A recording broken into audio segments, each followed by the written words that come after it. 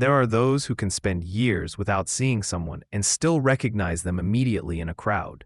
It is not magic or a trick that can be learned by reviewing tutorials. It is a different way of looking. A new study describes what happens in those early moments in which so-called super-recognizers fix their eyes on one face. Before continuing, if you like the content, do not forget to subscribe and give like.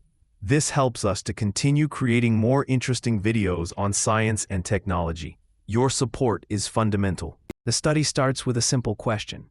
What do people who never forget a face really see?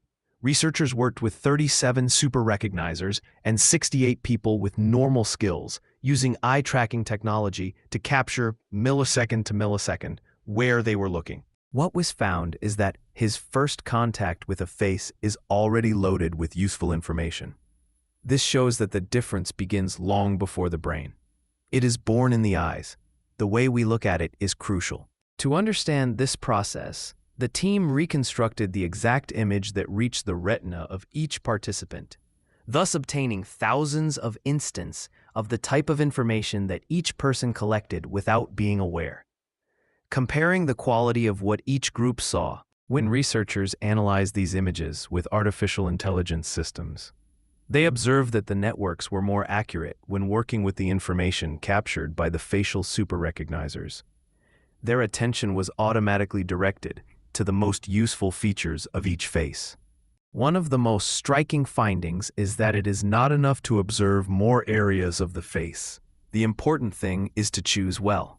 Super-recognizers not only explore more, but do so strategically, showing that their behavior seems to be automatic. Even if the amount of information was equal, the images derived from the expert's gaze remained more useful for the recognition algorithms. This indicates that there is a capacity to select areas that provide real clues about identity.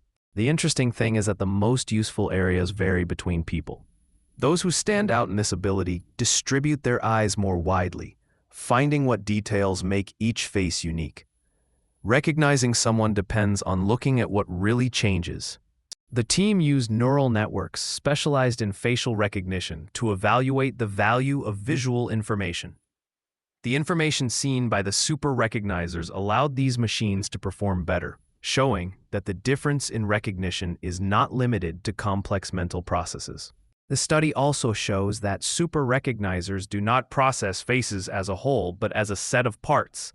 The selection of the most useful pieces occurs in the retina, shifting the focus to the initial attention. Finally, the research opens up new questions about how this way of looking is developed.